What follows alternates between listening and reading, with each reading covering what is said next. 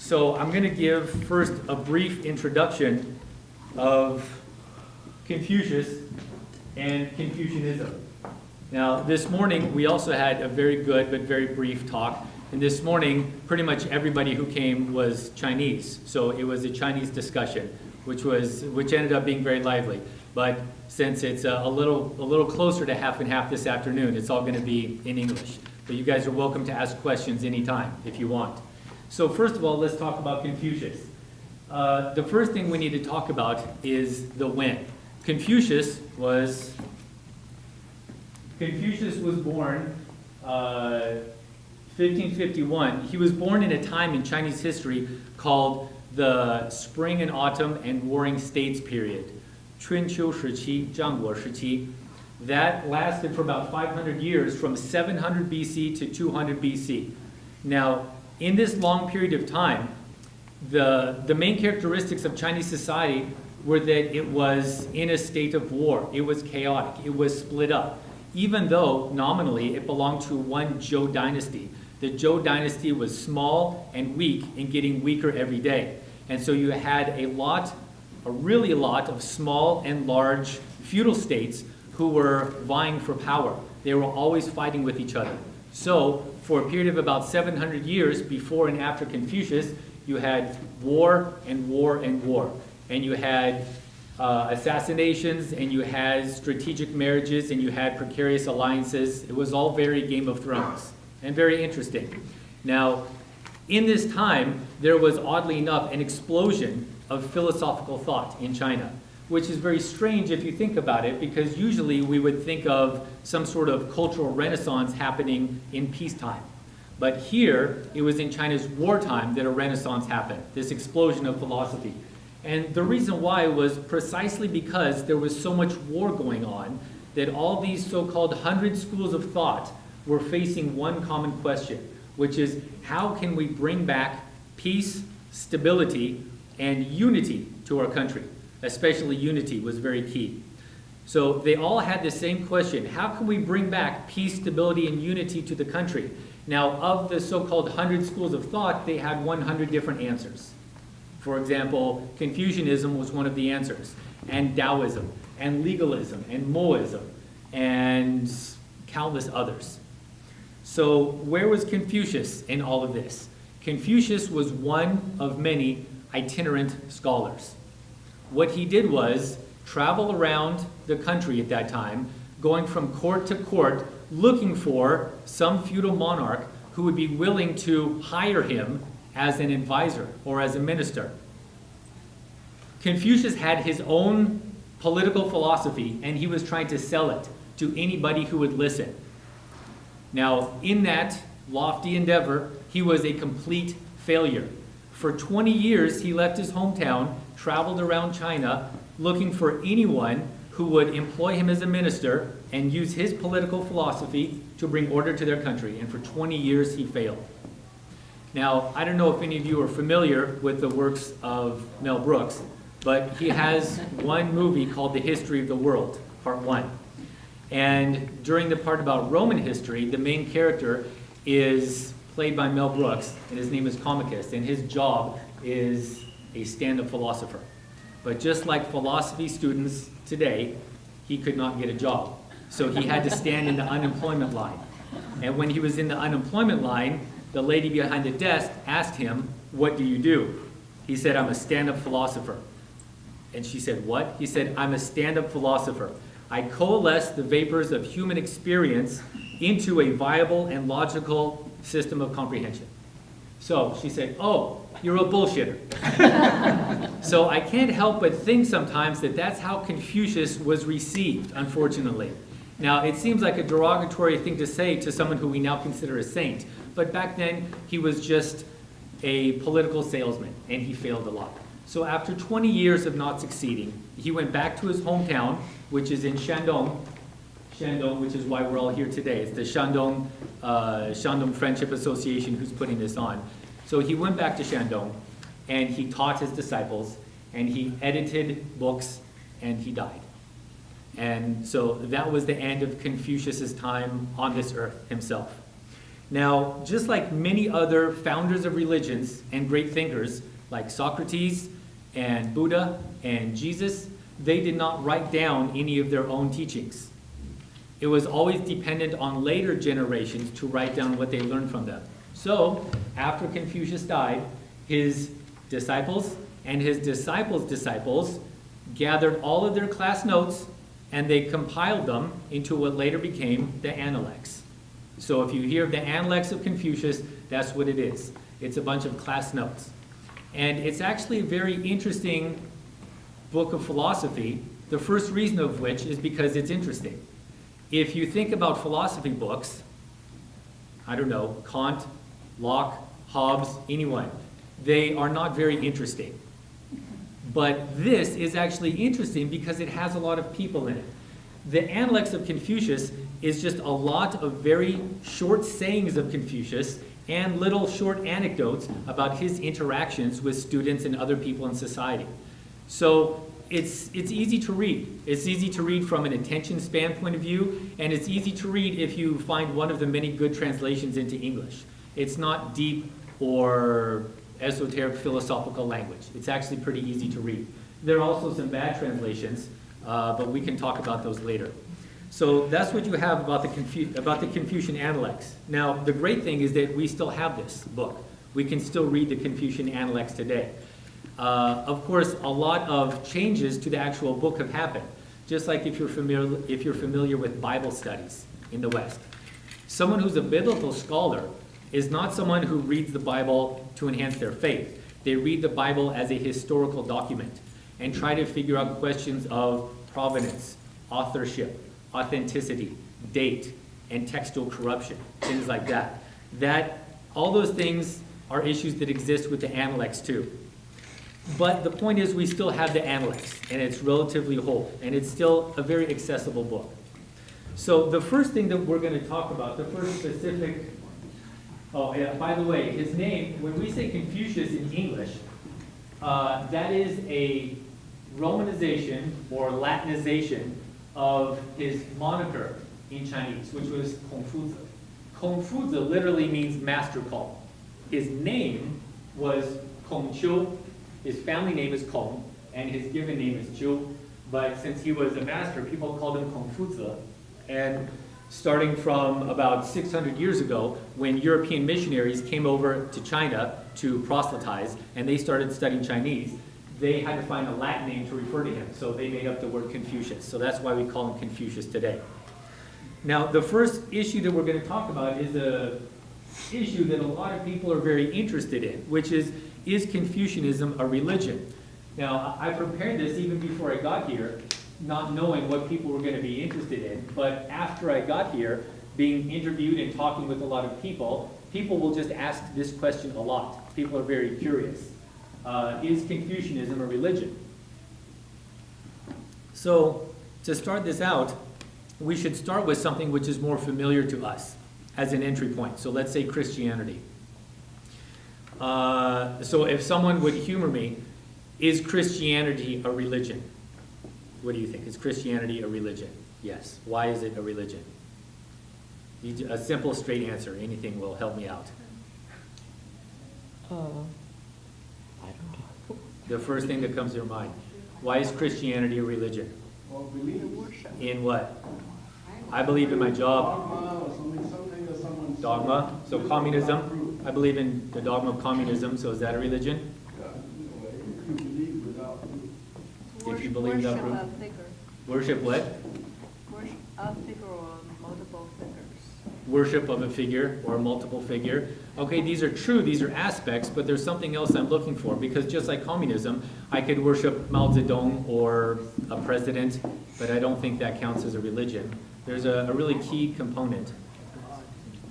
God. Okay? If there's a God, then it's easy to say that that's a religion, right? All these other things we could possibly apply to something that's not a religion. But if this belief system centers around a belief in God, then we can call it a religion. I think that most people could agree with that. So Judaism, Christianity, Islam, they're religions. That's pretty straightforward. So the question is Confucianism a religion? Well, it's not such a black and white answer, and I can tell you right now that there is no one God in Confucianism, but there's still a lot to talk about, whether or not it is a religion. So we need to understand that Confucius was born into a time and place in China that was very religious. Before Confucius, there were a lot of belief systems and philosophies, and at the center of all of them were spirits. You can translate it as a heaven or some sort of heavenly deity, but the point is everybody was very religious, from the rulers to the ruled. They believed in a great deity who sat in the sky and controlled the large happenings, and a lot of smaller minor deities who controlled the crops and the rain and the weather and health and sickness and war and fertility. So the rulers would engage in these elaborate rituals trying to appease the great deity to maintain their mandate of heaven. And then the commoners would have smaller rituals to the minor deities who controlled their daily lives. So this was the general spiritual culture that Confucius grew up in.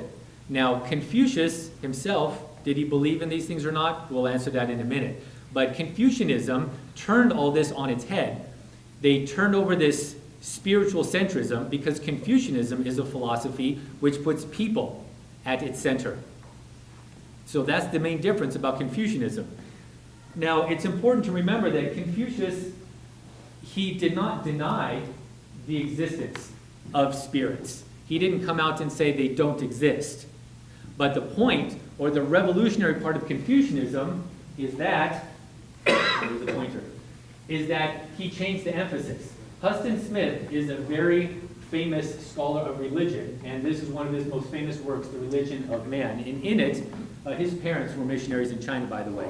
In it, he said this about Confucianism. To understand the total dimensions of Confucianism as a religion, it is important to see Confucius shifting the emphasis from heaven to earth without dropping heaven out of the picture completely. And that is an important part of Confucianism. Now, with that in mind, we need to go back to the question again. He moved spirits and ghosts in the spiritual world out of the center, pushed it to the margin. But did he actually believe in ghosts and spirits? To this question, Confucius had a very clear answer, which was sort of. He kind of believed in them. And he had a very annoying habit of deflecting questions about the spiritual world, leaving us for the last 2,000 years guessing and debating, was Confucius an atheist or agnostic or spiritual? The debate today still goes on. There is no clear-cut answer. But we can look at some passages from the Analects which might help clarify it. They also might obfuscate matters, but we're going to look at them.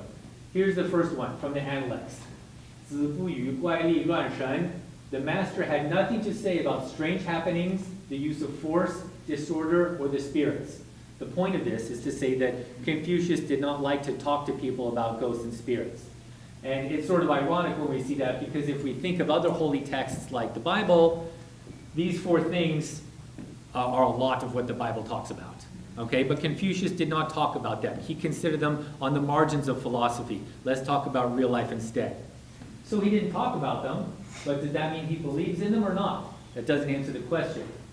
So here's another line from the Analects that some of you might be familiar with. 祭神如神在. One should sacrifice to a spirit as though that spirit were present.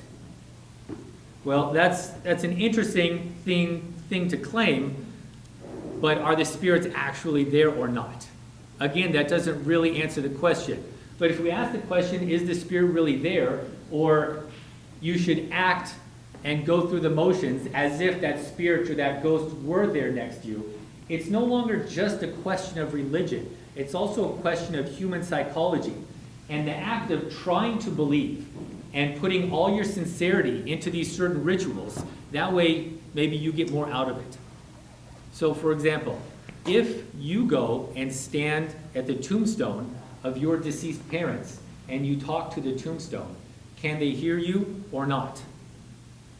There are many shrines all across America to our great national heroes. And when we go and visit and pay our respects to these giant effigies of Washington or Lincoln or King, most of us probably don't believe that their ghosts are also sitting next to the statue listening to us talk and accepting our gratitude and our flower wreaths. But on the other hand, if you're Christian and if you're praying in front of a cross with Jesus on it, then you probably think that Jesus can actually hear what you're saying. Similarly, if you're a Chinese person who burns fake money on the street on the Day of the Dead, then you probably think that your ancestors can receive that money in heaven and their eternal lives will be a little bit better. So, again, the question is, what did Confucius believe? Sacrifice as if they were present. The point is, he was ambiguous, and intentionally so. But what he lacked in clarity, he made up for by being very practical about it. So what does that mean? Let me give you this example, just a real-life example. If my son wants to be a good quarterback, 没事橄榄球四分卫. If he wants to be a good quarterback, then I would tell him, you stand in the front yard and you throw the football through the tire swing 30 times. And that will be the best practice for you right now. I'm going to go sit down on the lawn or in my chair. And now a normal son would probably say, but Daddy, are you going to watch me? Will you be watching me? So I would say, listen, you can just pretend like I'm watching you the whole time. You do your best, and that way you will get the most out of it.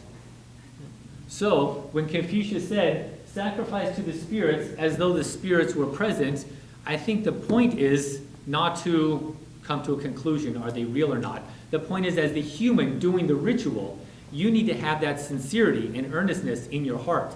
And if you have that, then you're not just going through the motions. If you do that, if you act as if the spirits of your ancestors or whomever were actually there, then you are getting the most out of that ritual. It becomes significant and valuable to you as a practitioner.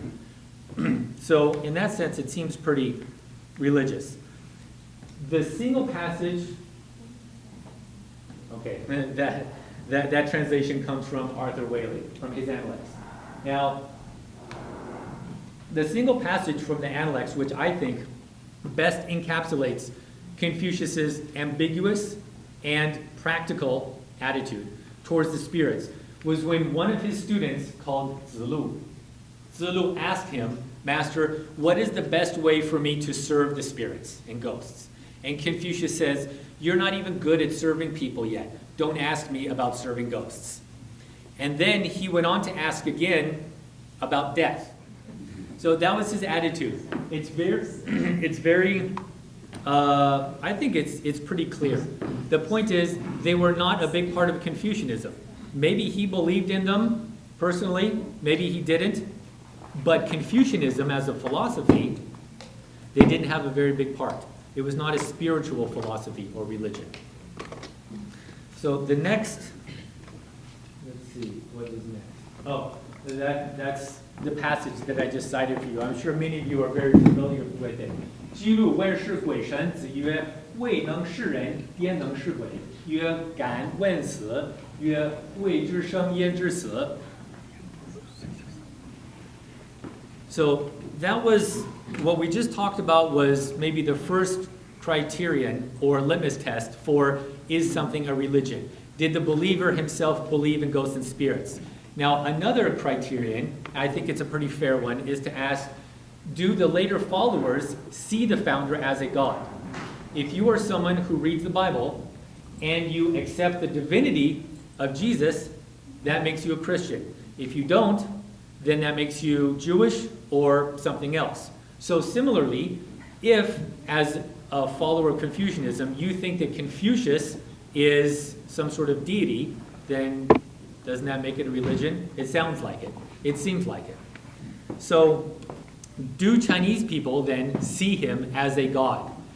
Now, I don't think that that's a question that most Chinese people ask themselves directly. And if you did ask them, they would probably say, no, we don't see him as a god or as our god. But what I can tell you is that all across China, there are temples dedicated to Confucius. And at these temples, the commoners go there every day and they burn incense and they donate money and they make offerings of food and they pray for the health of themselves and their family. That sounds pretty religious to me. That sounds very religious. And And it's very interesting because most Chinese people, including this morning, the first time I asked the question out loud, is Confucianism a religion? Most people in the audience who were Chinese, they just did this. They just said no. But if you look at the way it's practiced in China, there are very many religious aspects to it. And I think that that's very significant, and it brings us to, let's see, it brings us to the next question, which is what makes a religion? So far, we've had in our minds, what is a religion? Well, they believe in God, and they believe in it without proof, things like that.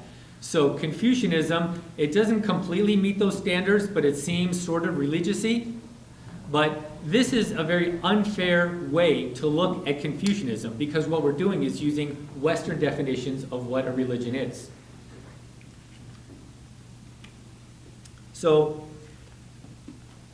the example that I gave is about how people practice it in their lives.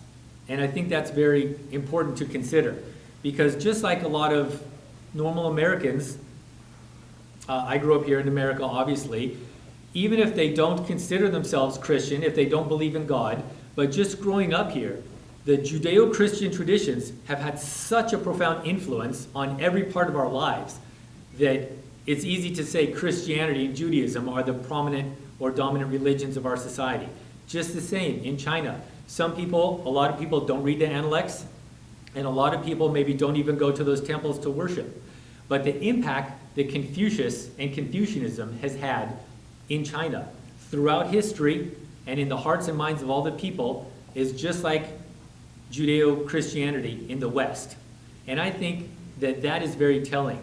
To me, that's a good argument to say that it is the religion of the Chinese people. So to sum up that, this question, is Confucianism a religion? My personal scholarly conclusion is if it looks like a duck and talks like a duck, then it's probably a duck, which means Confucianism, for all intents and purposes, acts like a religion throughout the history of China. And that's a pretty strong argument to say that it is a religion. Now let's first see what time it is, because like I said this morning, what academics hate the most are time restraints, because academics love to hear the sound of their own voice. So let's talk about the definition of a religion. Western versus Eastern definitions. Okay, 宗教. Well, I was going to ask if someone could translate some stuff for me, but it's already up there. So in Chinese, the word for religion is 宗教, as a lot of you know. But what does the word 宗教 actually mean? 祖宗的教义, which means the teachings of our ancestors. No, just trust me, that's what it means. I'm not tall enough to point to it. Yes? Yeah, so you also said it's the teachings of our ancestors. Then what's the difference between what we define as religion and what we define as education? Because listening is also a kind of education. It is definitely a kind of education. Jiao is also the character for education. But this kind of education is a familial education. It's a kind of education that places you in a long timeline that is your family, as opposed to going to class in a school. So there's definitely a difference. Yeah, but you think it's also a kind of education, right? Yes, it is a kind of education, but it's a very specific kind of education. The jiao in 宗教 can also be used to mean education. But here, 宗教 means the teachings of our ancestors.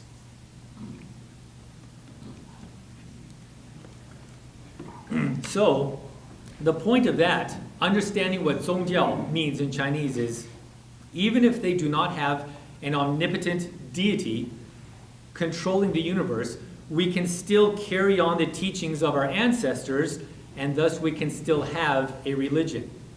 Now, why would we still call this a religion? This aspect of Confucianism, carrying on our ancestors' teaching, is precisely what lends it a feeling of religiosity to an otherwise secular belief system. Carrying on the teachings of our ancestors places us in a long tradition of family and of culture that helps us come to grips with our place in this world. And after all, that help us finding a place in the world is one of the main functions of a religion. So Confucianism helps its practitioners possess a feeling of being part of something much greater than themselves. Being a part of our own family, we know that our family came generations before us, long before we were here, and there will be many of us long after we die. And we are just one, but a very important part of that long tradition. So this knowledge, trying to pass on the teachings and the culture and the spirit of our ancestors, gives us sort of a transcendent place in this world. So part of me existed before I was even here, and part of me existed after I'm going to die. And that is a strong religious feeling that Confucianism can give us, even if there's no God in the sky. There's one famous sinologist named Herbert Fingeret who referred to this phenomenon as the holiness of human existence, which Confucius saw as central. Now, there are other modern scholars, modern Confucians, like Roger Ames, An Le Zhe, and Henry Rosemont, Lo Se Wen. And in their works, they've devoted a lot of time to talking about this religious feeling that people get when you live your lives to the fullest and try to cultivate the relationships around you. And this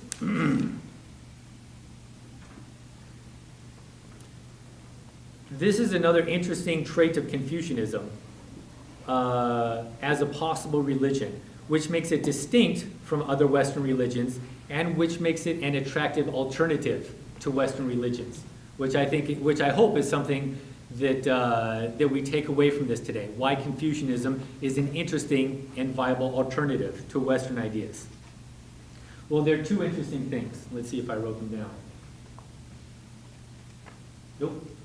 So, there are two interesting things about Confucianism that make it a little different. The first is the idea of exclusivity, and the second is what I call cherry picking.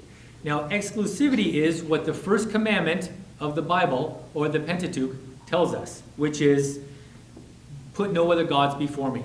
No worshiping of other idols or false idols. So what that means is, as a Christian, you can only be Christian. As a Jew, you can only be a Jew. And as a Muslim, you can only be a Muslim. But Chinese religions aren't like that. Chinese religions don't demand exclusivity. There is another famous sinologist named David Mangello who wrote an interesting book called A Curious Land. And it was about those early Catholic missionaries who came to China and began the field of sinology. And in it, he described the typical life of a Chinese mandarin or public official in the Ming Dynasty, so about 500 years ago.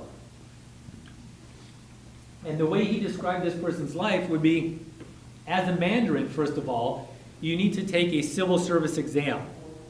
科举考试. Now, what is the content of these civil exams? Confucianism, 四书五经, right? You need to know Confucianism very well simply to become a public official. And then once you are expected to be a Confucian scholar and a Confucian servant to the people. So that's what this mandarin is during the daytime in his professional life. And then at nighttime he goes home, and if he wants to engage in any sort of self-cultivation, then he will probably use Taoist praying techniques and techniques of longevity.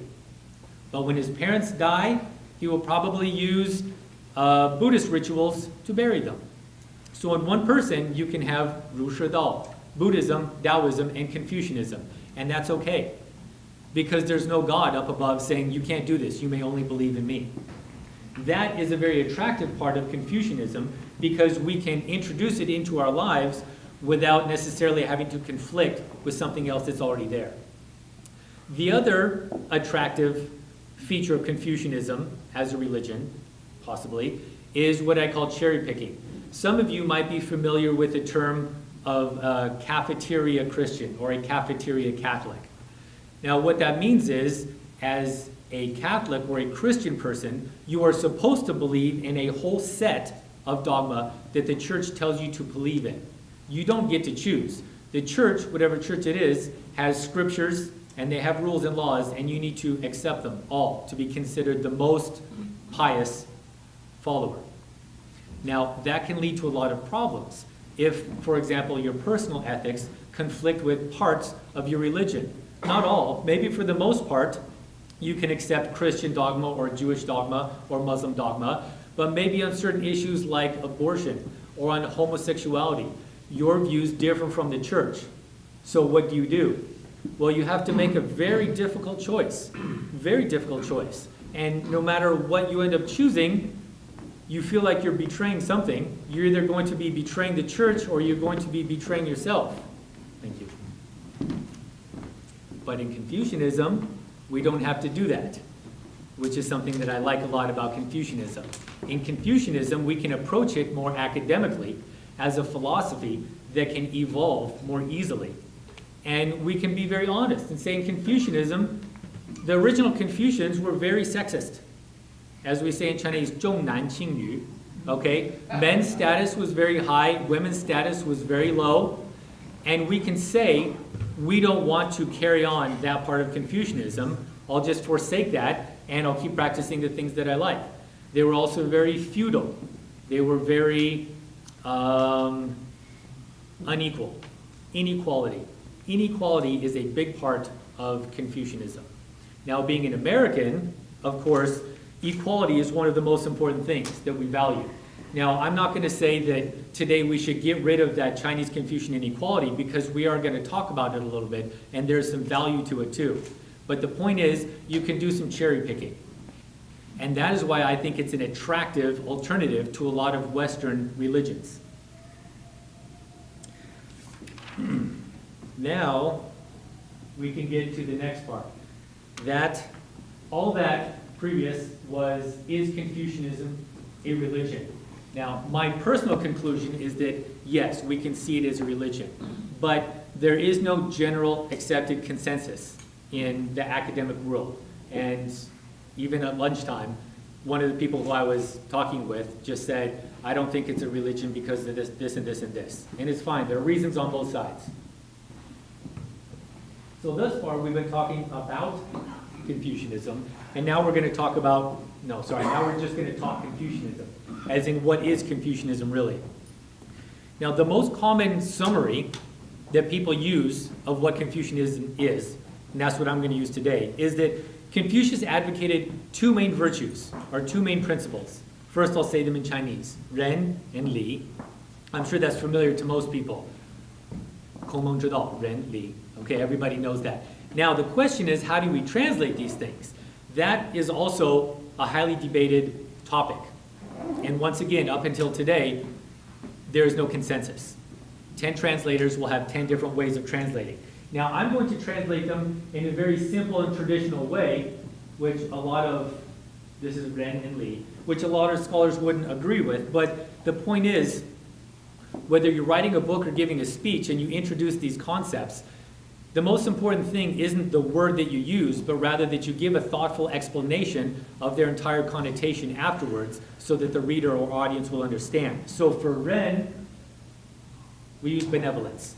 And for Li, which is a little more loquacious, ritual propriety, or acting properly in social circumstances or social rituals.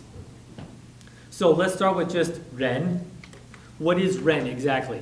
There's one famous Chinese sinologist, well, he's American. He's a sinologist, a translator, and an Orientalist of the early 20th century. His name was Arthur Waley. And he said the only way to appropriately translate Ren is simply good or goodness. He said Ren simply means good in a wide and general sense, but at the same time is a sublime moral attitude, a transcendental perfection attained only by legendary heroes. So it's okay if you don't understand that whole sentence. It was a little academic. But the point is, there is a paradox in Confucius's understanding of Ren. The paradox is this. Throughout the Analects, Confucius would repeatedly say that anybody could achieve Ren at any time, as long as you put your heart and mind into it. So it sounds kind of easy. But at the same time, Confucius never admitted that any real person actually attained it. A lot of times it's students who are very curious about this concept of Ren or benevolence. They would come to Confucius and they would say, oh, I know this guy and he seems really good or really great and this and that. Would you call him Ren? Confucius would say, no. And they would ask him again, what about this person? What about that ancient legendary king? What about that ancient legendary sage? Nope. No one. And if you look at it in the Analects, it seems unattainable. But when Confucius would define it, he would say anyone can do it if you just tried hard enough. His point was that no one ever really tried hard enough. And he would actually criticize a lot of people, saying, I see, you spend a lot of time and effort into going out drinking or chasing women or even your studies, which is great. But if anybody used that much energy and time into chasing benevolence, then they'd get there. They could do it. I've just never seen anybody do it. So Arthur Waley said it's just good or goodness. Roger Ames and Henry Rosemont, in their translation of the Analects, they used the term authoritative conduct. Authoritative conduct. 权威的行为. That's a very awkward term. It's strange, 很别扭, and it's very easily misunderstood.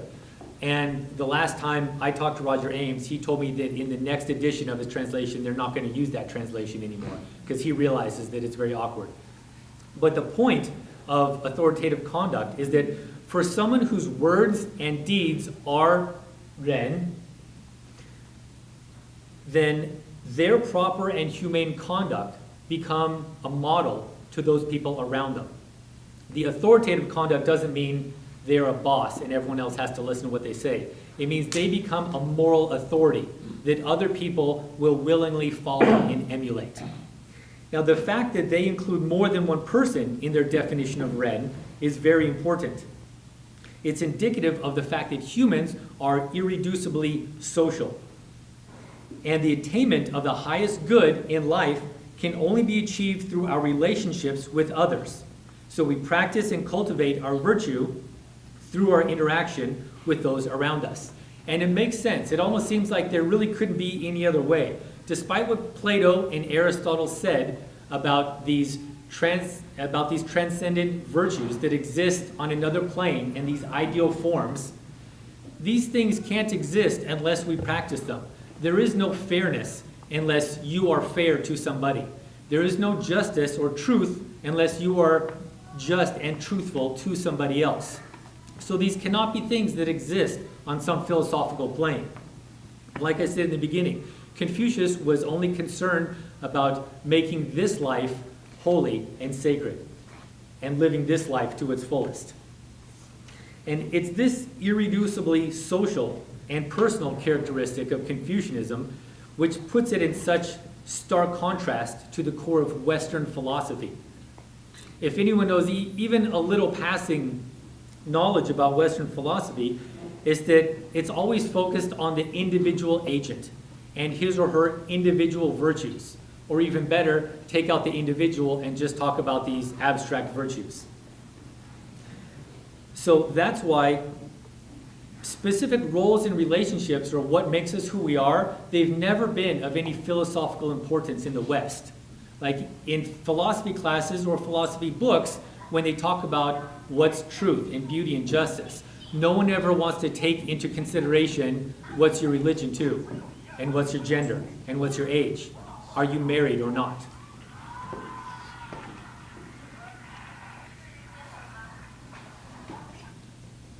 But in Confucianism, that is the most important thing. It's more important than anything else. Authoritative conduct, goodness. Now, let's look at the character for Ren, which the Chinese people are aware of. Ren is made up of two parts, Dai Ren Hong and R. This is the character for people. This, do any non-Chinese people want to guess what this character means? Thank you. It means two. It means two. So the character for benevolence in Chinese literally means two people together. And That is important. The point of the virtues of Confucianism is that you have to have people together with people enacting these virtues to lead the fullest life. It's not about me by myself meditating or me talking to God. It's about me optimizing my roles in this life. And that idea of optimizing roles is very important. We're going to talk about that again next with Li. But the point of ren, or benevolence, is when and where you enact it. Me personally, I am Benjamin Hammer, a son, and I'm also a husband, and I'm also a father, and I'm a teacher, and I am a jiu-jitsu coach, and I'm a neighbor, and I'm a friend to my friends. All that is what makes me who I am. So if I want to lead the best life according to Confucianism, that's what I need to focus on, being the best at each of those roles in my life. So that is a brief synopsis of Ren. I don't need to flip there yet. I keep on getting ahead of myself. The other aspect is Li, up there, Li Li. That is the other main tenet of Confucianism. This is a little bit more complex, and there are more ways to translate it. People can translate it as ritual, or rites, or customs, or etiquette, morals, rules of proper behavior. So, in general, it's a set of rules that informs us what the proper way is to act in society in a given social situation, taking into consideration your place relative to the other people. It doesn't just restrict us by saying you can't do this or you can't do that. It actually gives us an outlet to show our respect and our care for other people. Now, what I just said sounds a little bit academic, so let me give you a good example. Of course, we have ritual propriety and ritual conduct in America and in the West. But here's an example. When Chinese people go out to eat with each other, especially Shandong people, and I had lunch today with a bunch of Shandong people, as I do every day living in Shandong. Now, there are a lot of table manners. In the West, we also have table manners. This is not a foreign concept. But let's think about what table manners are in the West. You can't wear a hat at the table. You can't put your elbows on the table. You shouldn't chew with your mouth open. You should stand when a lady comes or leaves. Now, who do these rules apply to? Everybody. Everybody. Whether you are a child or the president or young or old or man or woman, you can't do this or that. Okay? There are rules telling what you can't do, and everybody has to follow them. But Chinese table manners are different. It starts out by knowing who is Zun and who is Bei. Okay? You need to know the hierarchy of everybody sitting at the table. Who's treating? Who's spending the money today? Okay? He gets to sit in this certain position at the big round table, usually facing the door. Okay? So even though he's paying, he gave his wallet to his second in command, who's sitting on the other side of the table. Okay, so this is Zhu Pei and that's Fu Pei. And now when it comes time to pay the bill, even though it's this guy's money, he will just give a little signal to his, vice dean or vice president or friend and say, you go pay the bill now. And then the most honored guest, the Zhu Bin, is sitting on this side, and then the Fu Bin is on that side, the two honored guests, and then everyone else is sitting sort of in this circle, going in order based on their position, based on their superiority or not inferiority, based on their place in the hierarchy. Okay, and so what are the rules? Well, the Zhu Bin, the host, the Zhu Pei, he's the first person to lift his cup and toast everybody. And when he lifts it, then everybody else lifts it. And then first he'll make 3 toasts. 先敬3杯, and then the other person 再敬3杯, and then 一杯一杯, 然后开始混战. So what you are and aren't allowed to do depends on who you are compared to the other people at the table. And it's not just a bunch of rules saying don't do this and don't do that, but it's also ways of everybody at the table showing their respect and care for other people. For example, in Chinese dining circumstances, to show your respect or care for someone else, you will pick up something from the communal dish and put it in his bowl. 照顾一下. As Americans, we hate that. I'm sorry, but we don't like that. And it's taken me about 20 years to get used to it. But it's a way in Chinese to show your care for the other person. Like, oh, I see your rice bowl is getting a little empty. Let me fill it up for you. Or your beer glass is getting a little low. Let me fill it up for you. Okay? And when, of course, all Chinese people know this, when you clink glasses with someone else, if I'm the lower in the hierarchy, then my glass has to be lower than the other person. And if I don't do that, then it's it's very rude of me. Of course, if a foreigner does it, they don't care. You know, 他是老外，他不懂理，没有关系。But that is Chinese Li, which is very complex. And it also emphasizes inequality. I told you we were going to talk about inequality, and that's what we're going to talk about. As an American, equality is one of the most important things that our laws and all of our institutions are based on, and our social interactions, which is why we don't bow to the president here or in any Western countries, or similar acts of deference like that. Of course, we should act respectful, but when Westerners think of Asian culture, they think of Japanese people doing this very bow, which is very foreign to us. Because in the West, and especially in America, the human dignity of everybody is equal, and that is always the starting point of legal and philosophical discussion. Now in Chinese, I'm not going to say that the human dignity is equal or unequal because they don't talk about that. But the reality is, in society, our positions are unequal.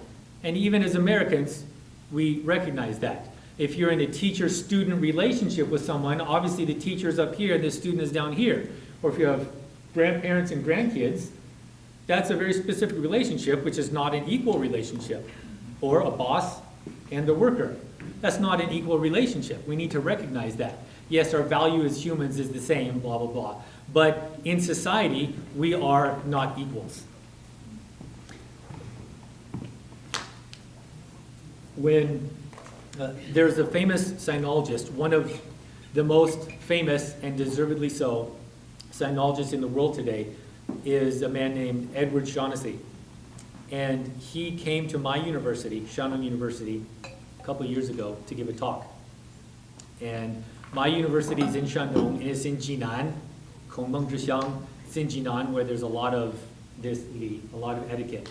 And so when he came to give a talk, we were in this conference room with an elongated rectangular table, and he was sitting at the head of the table, and then on the sides here were all of us teachers and then students going down the table along the line. Now, and of course everybody had a little cup or a little thermos, because in China they always drink hot water, and then there's going to be one Yanjiusheng who's in charge of pouring water for everybody. So every, maybe 15 or 20 minutes or so, the student would get up and come and pour water when he saw somebody's water was getting low. And he would pour it for our guest, Edward Shaughnessy, and then he'd pour it for us teachers, and then he would stop and put it down. And he would never pour for the other students sitting at the table. Never. And I've lived in Shandong for so long, I don't even notice that anymore. But after the talk, when we went out to lunch, I was asking Ed, so what do you think, are you happy with your treatment here? Everyone was very happy that you came. Everyone was trying very hard to treat you well and this and that.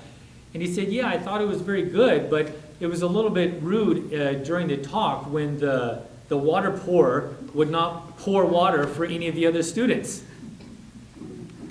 And the first thought in my head was, what a ridiculous thing to say. Just what a silly, silly thing for you to say. It's like you don't understand anything here, not to be offensive. And then I remembered that I'm American too, and that equality is the most important thing. So I was thinking, yeah, why wouldn't you just pour for everybody since you're already there? So the next week, when I resumed teaching my own class, I brought this question to my own Chinese graduate students because I wanted them to discuss it. And I said, what do you think about that? And I was sort of surprised because most of them, as students, they said, yeah, we don't expect anyone to pour water for us. Why would you pour for us? I'm just a student. Like an undergrad or a graduate student, you should just pour for the teachers and the special guests. You don't need to pour for me. So it's a very deeply ingrained way of thinking. And I don't think that it's necessarily self-effacing or showing a lack of confidence or self-deprecatory. I hope I said that right. It just shows their recognition that in society there is a zun and there's a bei, there's a higher and a lower, and the treatment is different. Okay? No one is trying to mistreat you because you're just a student, but we're not going to give you extra special treatment. That belongs to our extra special guest. Okay? And that's a kind of inequality which is ubiquitous in Chinese society. And it actually works pretty well over there. People accept it, and it's become sort of like a social glue that holds the society together. And I hope that just thinking about that is something that you might take out of this today. In America, equality is an uncontested, unquestioned value. Absolute equality, all the time. Well, maybe there are some times where a little bit of inequality is okay. And that's Confucianism. Now, I think it's finally, we'll just leave that up there. So, for what is Confucianism, what does it preach? We've talked about benevolence, and we've talked about ritual propriety. Those were the central tenets. But now let's try to categorize it a little bit. Everything that I've talked about so far falls under the category of personal ethics, right? How to be a good person this way or that, benevolence, etiquette. Now, it's true that Confucius talked a lot to his students about personal ethics, and he wanted them to accept and enact his system of personal ethics and be moral exemplars and be model citizens. But what he really wanted was for all of his students to then take the next step and use their ethical charisma to affect the greater society. And so that's what this quotation, also from Huston Smith, is talking about. He says, Confucius expected much of his students, especially the able ones, for he saw the cause in which he was enrolling them as nothing less than the redressing of the entire social order. So personal ethics was very important, but it can't stop there. This morning, one of the people who asked the questions brought up this idea of 入世的哲学 and 出世的哲学. So that means there are some types of philosophy which advocate transcendence or leaving society, leaving this the earthly realm and doing some meditation or communicate with God. But Confucianism is not like that. Confucianism says, go into society and be an active social member of society. Not just social, but become a public servant. He wanted his students to become public servants. He wanted them to work in the government and use his system of ethics to create good policies and benefit all of society. There's another famous sinologist called Reason for Adhering to the Principles of Ethical Conduct. And it's the second sentence here that I really like. Politics, to Confucius, was merely the extension of ethics to the larger society. And that statement really hits the nail on the head. Personal ethics and national governance were two sides of the same coin for Confucius. The ultimate goal, personal ethics, was governing. And if we flip that around, the primary way to evaluate the worthiness of our leaders is to evaluate his or her grasp of personal ethics. Now, there is a famous text in the Confucian canon, 大学篇. Does anybody know how to say that in English? The Great Learning. The Great Learning, okay? It's a very small text, which was originally not a book by itself, but rather a chapter in a larger book. And this passage, it's actually a summary, it's a paraphrase, but I think everyone's very familiar with it. 修身齐家治国平天下. Have most of you heard of that before? I've heard of that. I think it's pretty, a lot of people have heard of it or learned it. So this is a very linear explanation of what I just said. The Great Learning, or the 大学篇, is called by some as a handbook for kings. 国王的手册. 大学篇是国王的手册. It's a handbook for kings, which tells you the process of starting out as a good person and becoming a good family man and then becoming a good monarch. So, would anyone like to help me translate this? I didn't translate that into English here, so I'm not gonna hit you with a better translation afterwards. Would anyone like to attempt it? 修身齐家治国平天下. 修身 the self-cultivation. Self-cultivation. 齐家. Somebody else. Okay, bringing your family in order. Keeping your family in order. 治国 means ruling the country. 平天下 means bringing peace and stability to the entire land. Okay? So it starts out as personal cultivation, which extends to your family, which extends to the country, which extends to the whole land. Now it sounds weird that we would differentiate the country and then something bigger is the whole land. Remember what I said in the beginning. At the time of Confucius, China was divided up into many, many small feudal states, like Lu Guo, Qi Guo. So you had the little feudal state, and then you had the greater China. That's why there's a succession from smaller to larger. Now, Confucius and other Confucians strongly believed that the best leader was one who inspired those around him through his ethical charisma, which is a key concept here.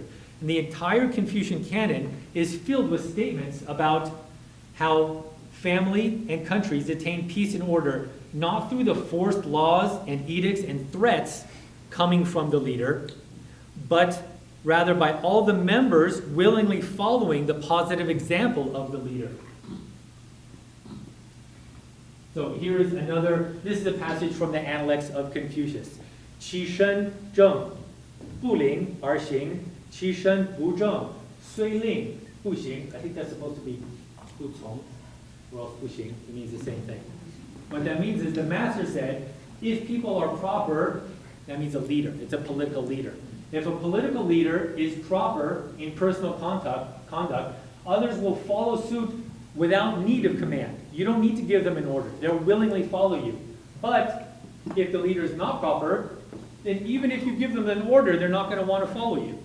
So ethical charisma is very important. That's an important part of Chinese ethical philosophy. That's not a part of Western political philosophy.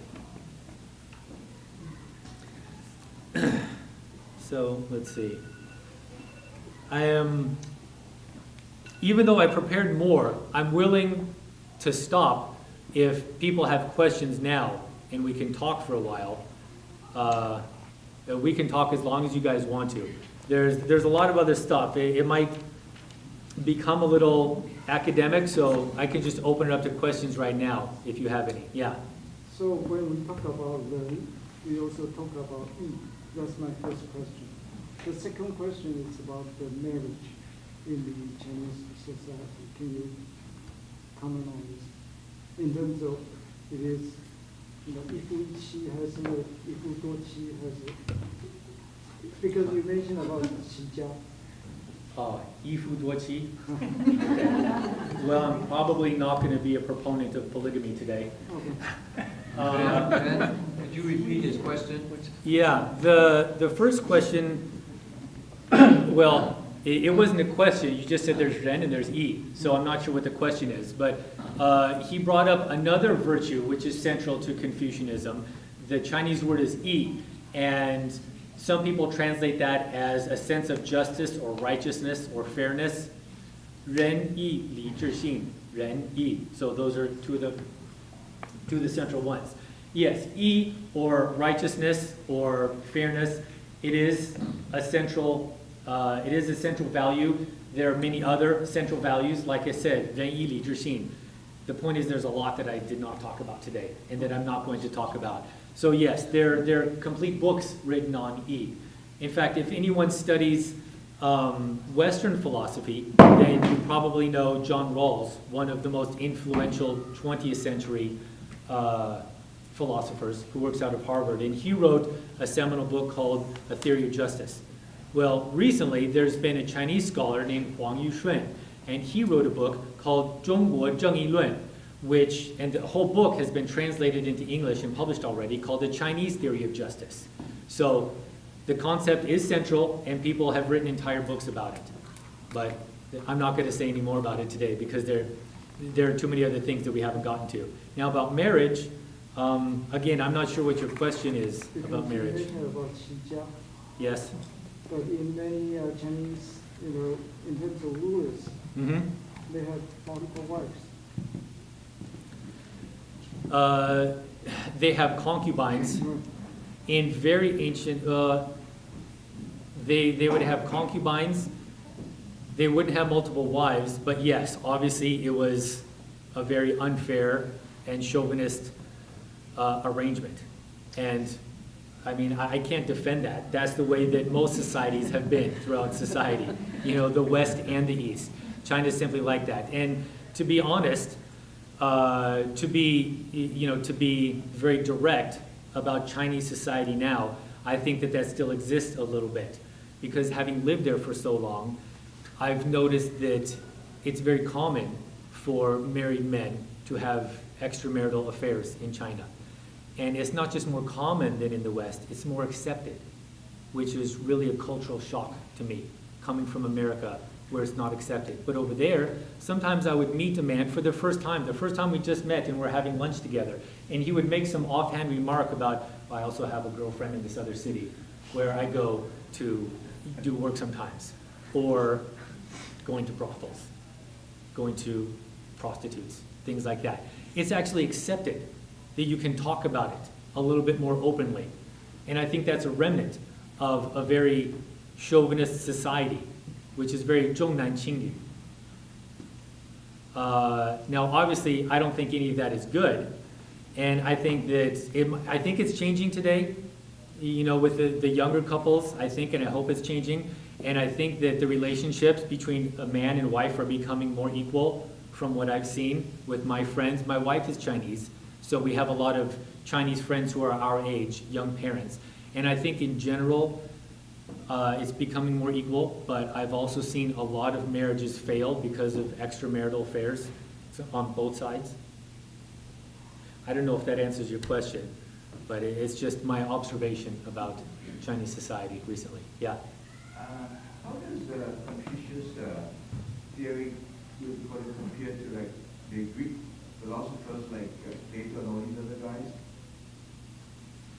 How does it compare? Yeah, I mean, I think it's pretty good. Similar or different or completely different? It's completely different. The interesting thing is that in terms of personal style and conduct, the founders of religions were always very similar, which was very strange. They all had their own ethical charisma. Jesus did, and once again, it doesn't matter if you're Christian or not. Jesus was a real person who had a lot of followers and a lot of influence. Jesus did, Buddha did, Socrates did, Confucius did. All these people were very similar in these respects. They didn't just not write things down. They were similar in many ways. They were very dynamic educators. Today we call them philosophers, but back then they were not philosophers. They were teachers. There's a difference. They gathered students in a forum and would talk with the students, not lecture for hours and then test them on it. They would actually talk with the students, which is why in English we have this phrase called the Socratic method, which means when you're trying to teach somebody something, you try to elicit an answer out of them through questions towards them. See if you can find the knowledge in themselves. Okay? So there was a lot of similarities, but I think what you meant is philosophically.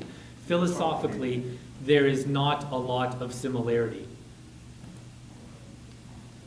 The reason is that Chinese philosophy is more secular, and Western philosophy is more transcendental. Now, what that means is Western philosophy concentrates on a lot of ideas and things that we can't see, the intangible, things that we can't see and that we can't feel, abstract ideas, okay? And Confucianism is not like that. Confucian didn't like to talk about disorder or feats of strength or the spirits. He didn't like to talk about a lot of abstract things. He liked to talk about how you personally should behave as a person and as a student. Now, if you've studied Confucius and the Analects before, you know that Confucius had this interesting trait. We talked a lot about Ren, benevolence, right? And how it's a very ambiguous concept, and we haven't defined it yet. And like I said, a lot of times a student would go to Confucius and he'd say, what is Ren? Can you please tell me a definition? What is it? I'm dying to know. And Confucius never gave the same definition twice. He would look at who's asking me. Oh, this guy is asking me. This guy's got a temper. So what am I going to tell him? Ren means controlling your temper. Okay? And then some other person would ask him, and he'd say, who's this guy asking me? Oh, this guy's a little timid. Ren means standing up for what's right. Okay? He would change his answer every time. And that tells us that he was not dealing in fixed, ossified concepts or abstractions. Everything was about the people in our lives with other people together. That is very different from all Greek and Western philosophy. Yeah. I'm going back to the thing about marriage, and I thought Confucius wrote or said that if the first wife did not produce a son, the man is entitled to have a second wife. So that was about marriage. I don't think that Confucius said that. No, I mean, I could be wrong, but we need to know there are many sources of Confucius's words besides the Analects. I can say that was not in the Analects of Confucius. There are many other texts in the Confucian canon which say Confucius said this or that.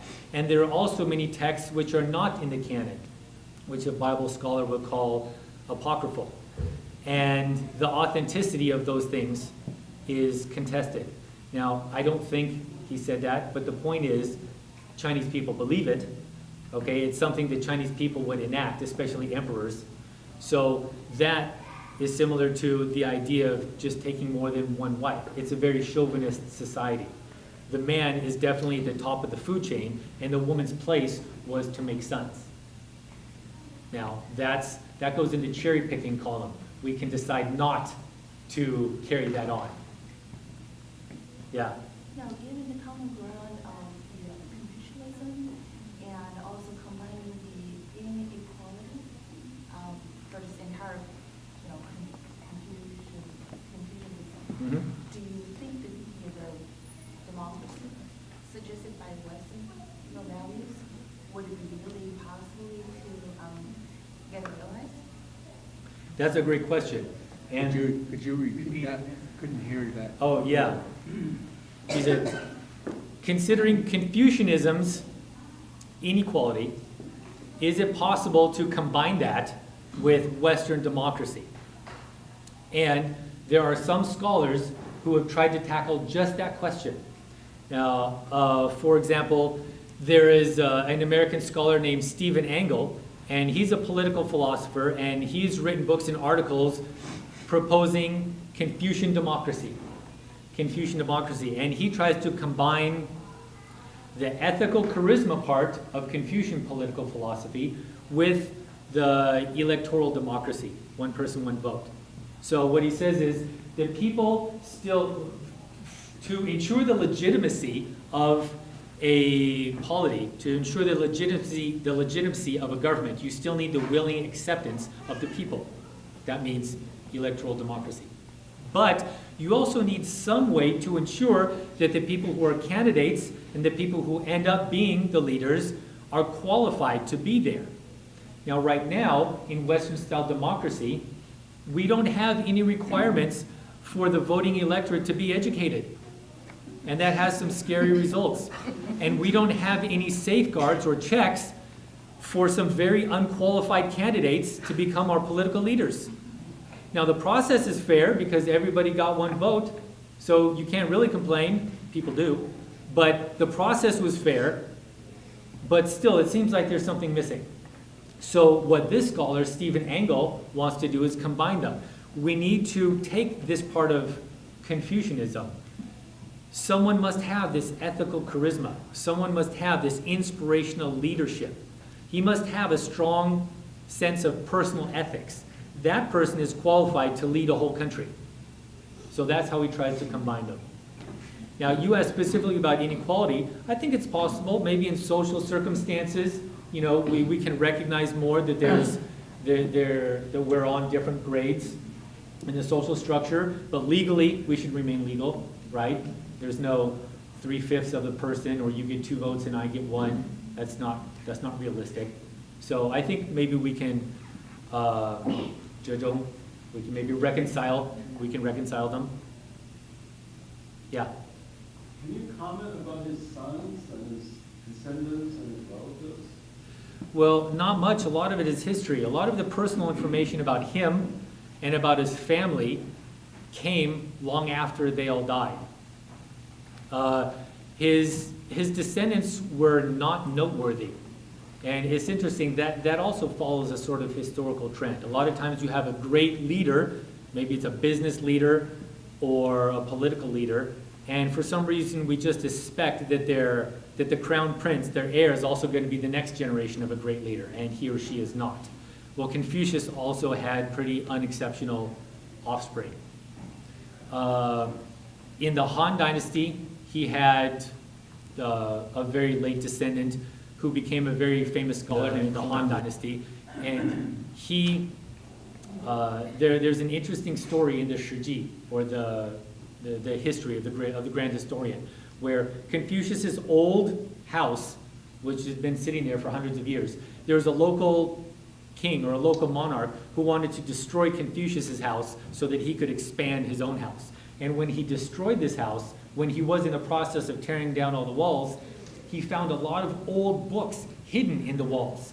Because if anybody knows about Qin Shi Huangdi, Qin Shi Huang, the first emperor of China, he burned books and he buried Confucian scholars alive. So there was a time when you were not allowed to have Confucian books. So they were hidden in the walls of Confucius's homes.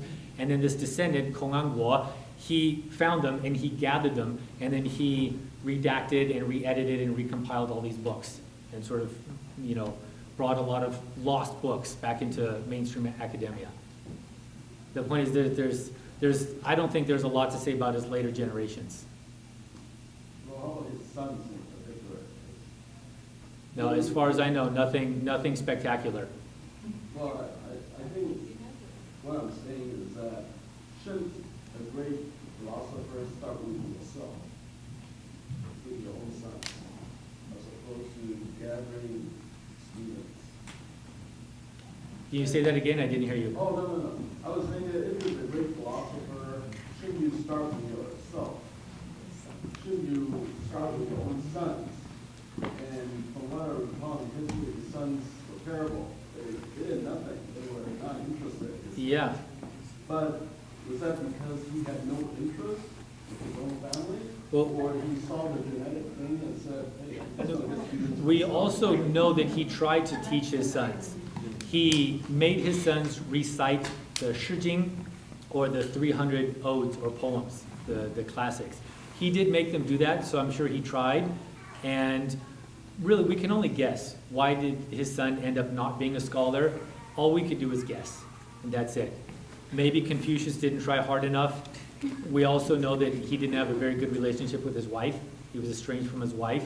But why that was, all you can do is guess. There's really no evidence one way or the other to say it's because he didn't try hard enough or his son didn't care or try hard enough. There's no evidence one way or the other. Yeah. Would you please explain 孝顺? Okay.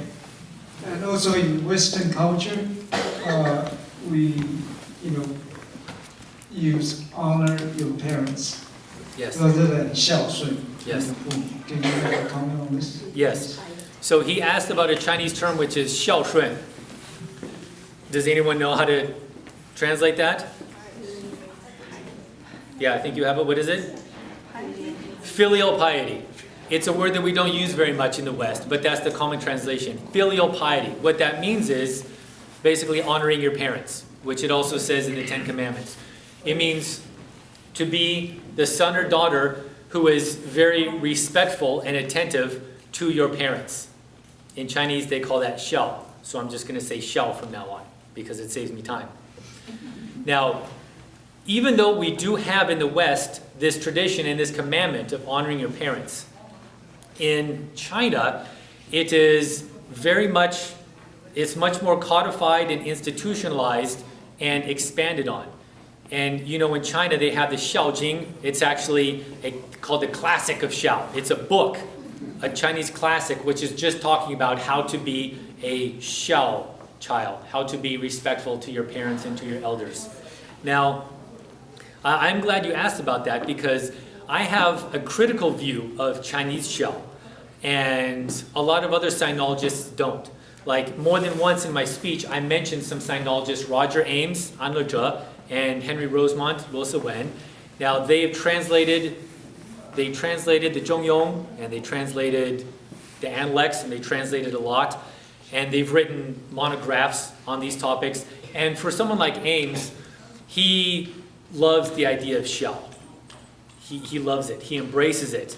And he's a proponent of it. And he says that's something that we should, in the West, we should also strive for, because he says Xiao is not just the younger generations blind following of the older generations, but it's sort of a reciprocal relationship where the parents show their respect and care for the child, and the child shows his respect and care for the parent. Now that sounds great, but to me that's not what it is. To me it's the first thing that I said. It's the bad thing. Because I've lived in China for 20 years, and from all of my interactions with my friends and classmates and wife, Xiao means you listen to what your parents tell you to do. Even today, in the 21st century, that's what it means.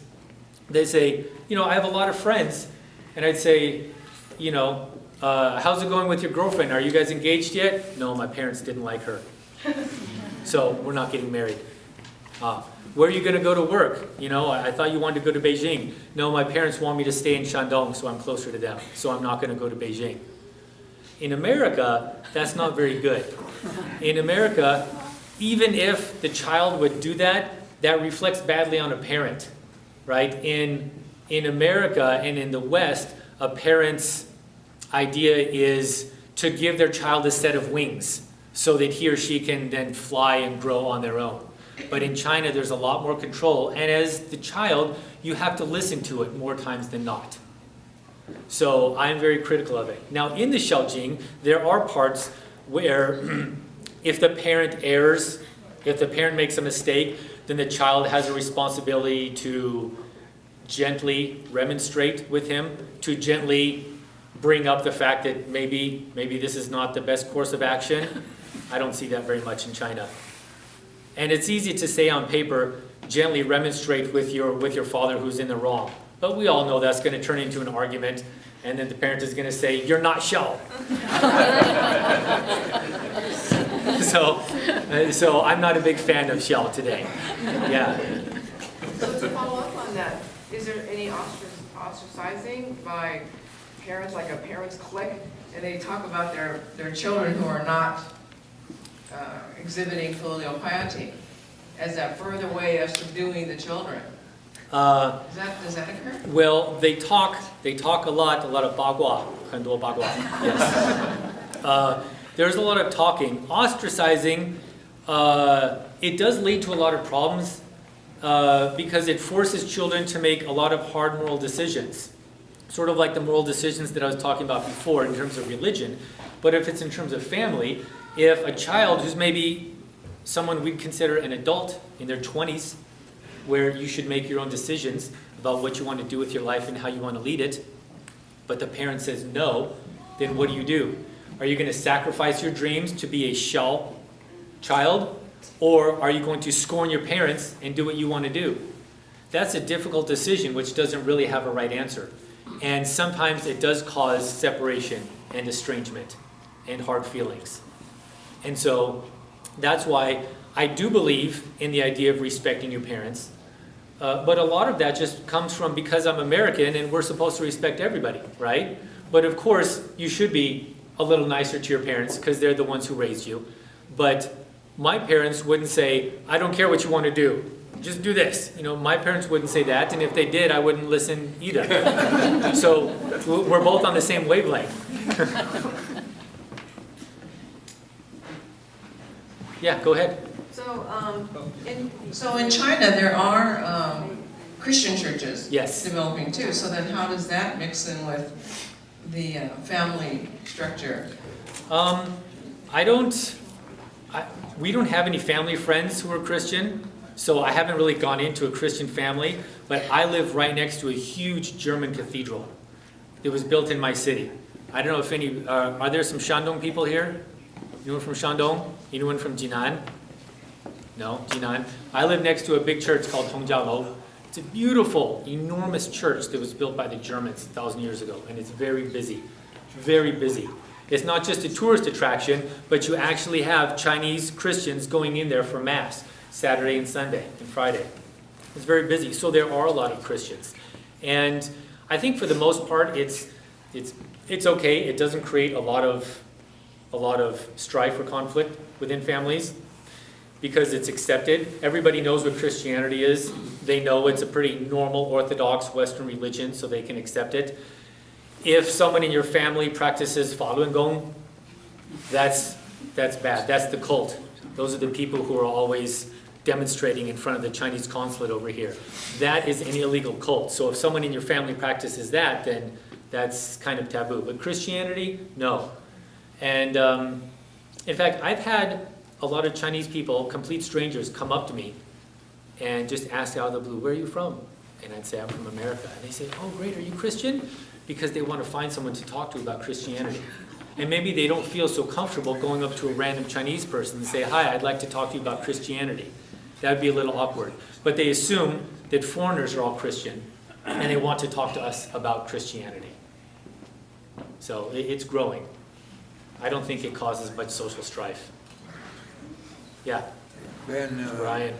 the Uyghurs, in terms of social strife in China, is that it was an issue a number of years ago? Was that it's still an issue. Still an issue? Yeah. 他问的是新疆的维吾尔族，这是不是这还是一个社会的问题吗？ Yes, it still is. Now I hear that the Uyghurs are an ethnic group in the northwest of China. The northwest has a very large province called the Xinjiang province. And originally, it was all Uyghurs. Now, to use a very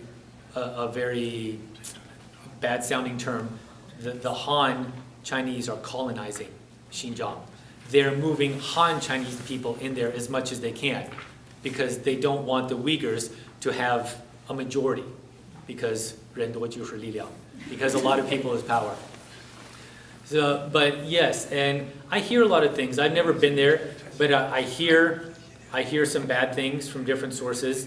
I hear bad things about what the Uyghurs are doing, and I hear some bad things about what the Chinese government is doing to try to control the situation.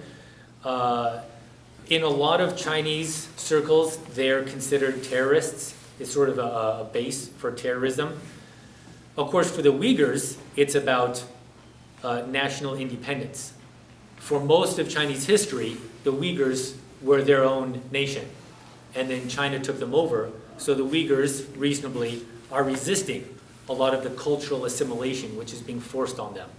But again, from the Chinese government, they're just rebels who are resisting a legitimate rule. But it is still a problem. Yes, it is still a problem. Okay, for the time, we have the last question, please. Yeah. 我们这个大部分人，sorry, may I speak Yes, of course. Chinese and English and both. Most of the people here are either Chinese immigrant or been here for a long time. And if you, my question is, if you will have a choice, which country you will live in? China? I do have a choice. Yeah, I've made that choice my whole life. For myself and for my family, because I'm raising a family over there. I have 2 children. And in the morning session, some people ask me about the Chinese education system. You can sit down, it's okay. People ask me about the Chinese education system. That's something that a lot of people are curious about. Even in China, the Chinese parents are always talking about our education system. It's a pressure cooker. There's a lot of pressure. It's very difficult. My older son, starting from the 1st grade, had hours of homework every night. He had hours of homework every night in the 1st grade. And at the end of the 1st semester, he had final exams. And at the end of the next semester, he had final exams from the 1st grade. Okay, that's when it starts.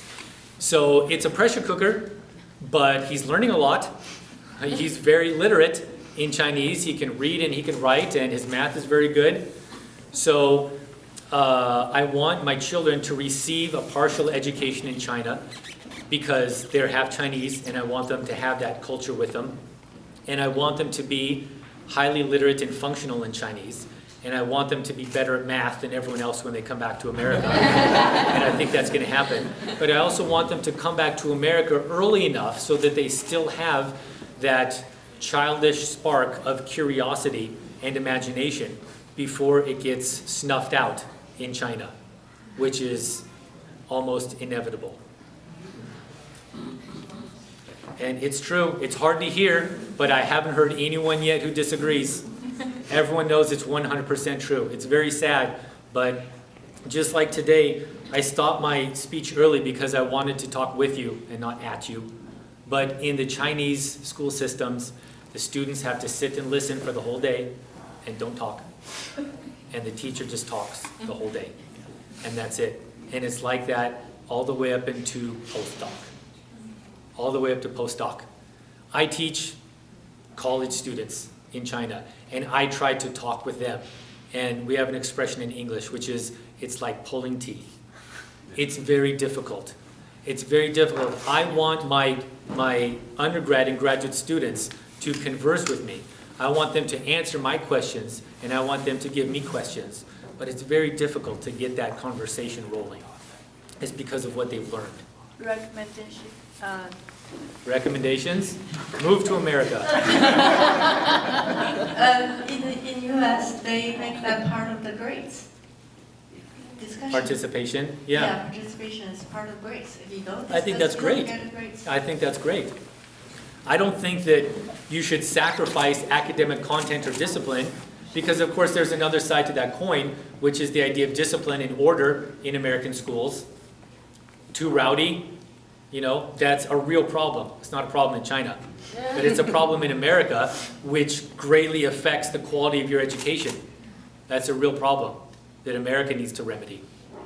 But, so, you know, there are good sides to both. And my plan is to give my children the best of both worlds. Okay, thank you very much. Welcome all of you. You are all our special guests. But I know one of the special guests here. I want to introduce you. He's Dr. Cameron's father here. Please stand up. Give him a hand. Thank you for coming. You have a very good son. Yeah, he's proud of you. Do you have any other friend or family you want to? A lot. Yeah, a lot. My brother's wife and Brian, they're all like 长辈. There's Becky, Brian, Wendy, Victor. I've known them since before I remember. They knew me before I knew them. I'm very happy that you all came today. Do you want to have some speech here? See if it works. No? As long as he obeys me, I'm okay.